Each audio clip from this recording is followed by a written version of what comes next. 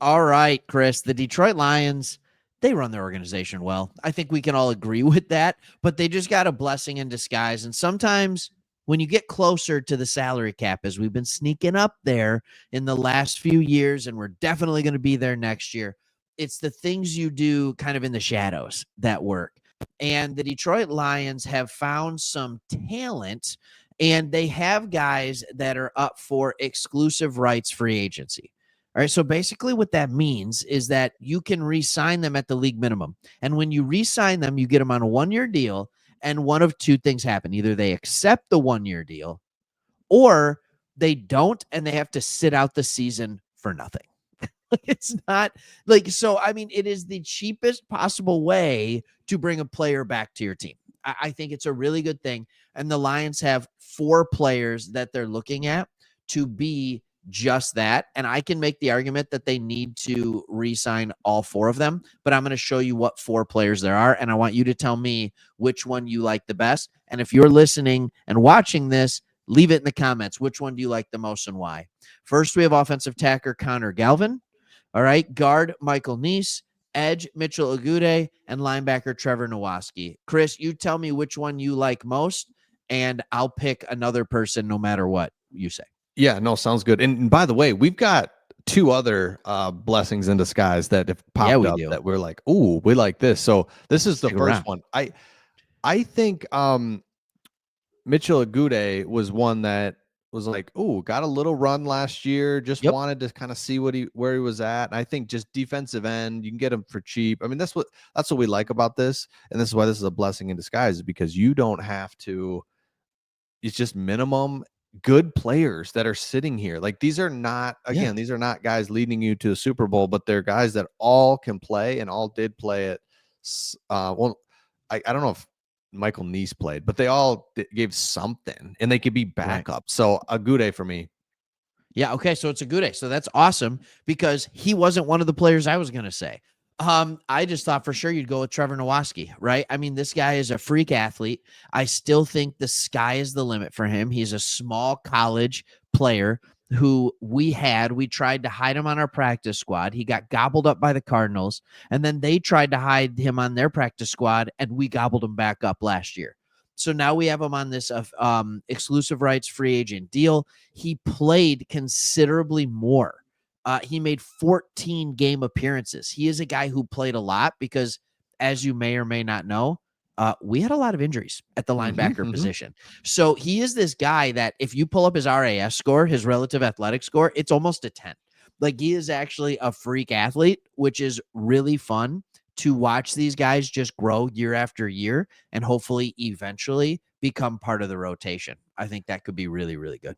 That's cool that how you explained it with these guys. I enjoy knowing that we can just that's just 4 depth pieces players Yeah, that they're ours. let's just they're ours, right? They're ours. Take it. So Yeah. I love that.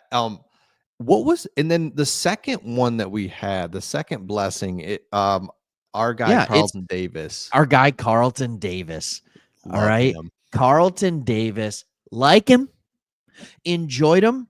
I think I read somewhere recently that he hasn't had a season where he's played more than 13 games. I think he's missed at least 4 games in every season of his NFL career. And a lot of people are starting to ask the question, which I thought was a silly question. Are we going to use the franchise tag on Mm. Carlton Davis? And we found out that they are not. It is past that window. It is over. The Detroit Lions are not going to use it. In fact, Chris, only 2 teams used the franchise tag this year. The Cincinnati Bengals tagged T. Higgins. They'll just franchise tag him into eternity.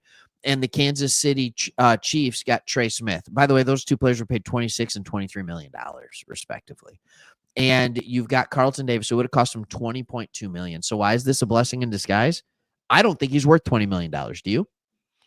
No, and I think Nice answer. No.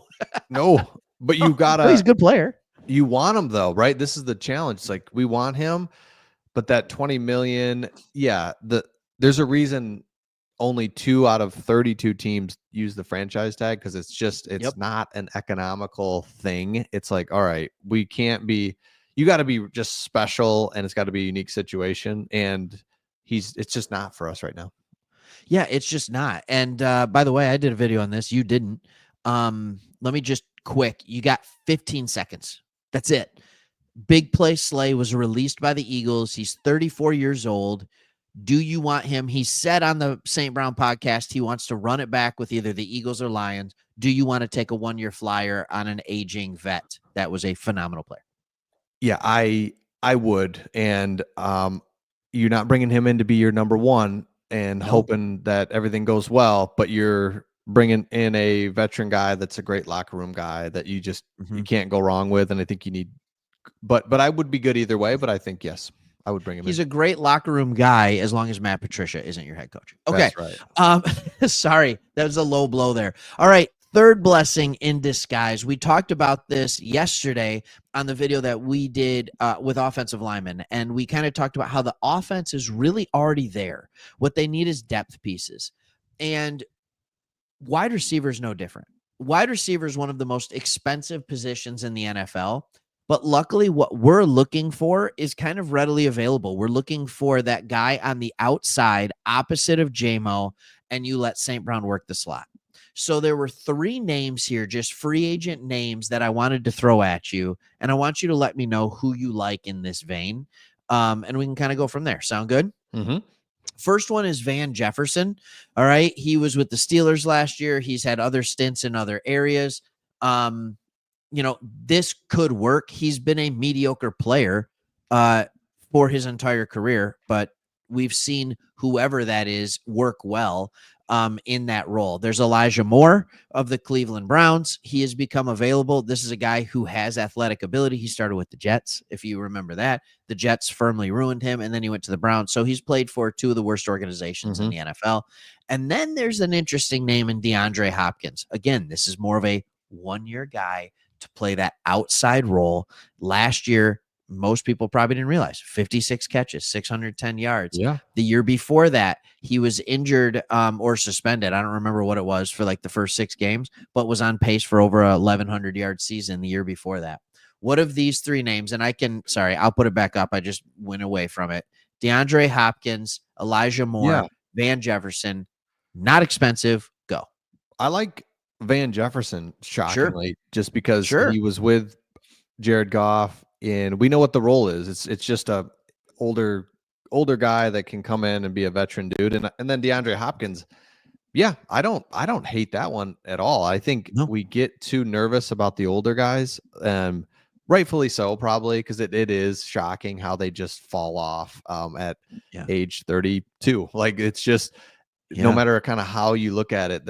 But I do think again we're just looking for that 1 year. So either one of those 2 guys, Elijah Moore, just because he was with like you said, 2 really bad franchises. So maybe he's still got something left in the tank, but it's good to see that we don't need, and that's the beautiful thing is we don't need this number 1 wide receiver. We need weapons. Like we've got weapons everywhere. So that's just so nice to have. Weapons everywhere.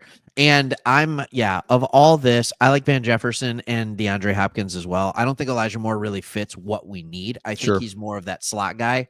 Or at least his size says he's a slot guy. But DeAndre Hopkins, the way I view DeAndre Hopkins when his name is thrown about, it's a 1-year contract. And I view it the same way that I viewed Tim Patrick last year. Like, does he still have it? But if Tim Patrick can be a reliable and good player for us when watching him run like he's a tight end, right? Because of, multiple ACLs and the guy, maybe an Achilles, like the guy he should have never been able to get a season in. But he did. And I think DeAndre Hopkins is just an upgrade. I think it's really that simple. We've gotten away with, Josh Reynolds and now Tim Patrick. What if we just upgrade that position a little bit? I think it could make things really dangerous. Love it. Absolutely. Yeah. All right. 3 blessings. Can't be angry at that, especially early in March as we're heading into free agency. Make sure you keep watching this channel. We got free agency covered. I promise you that much. And we'll see you on the next one. See you, Chris. See you.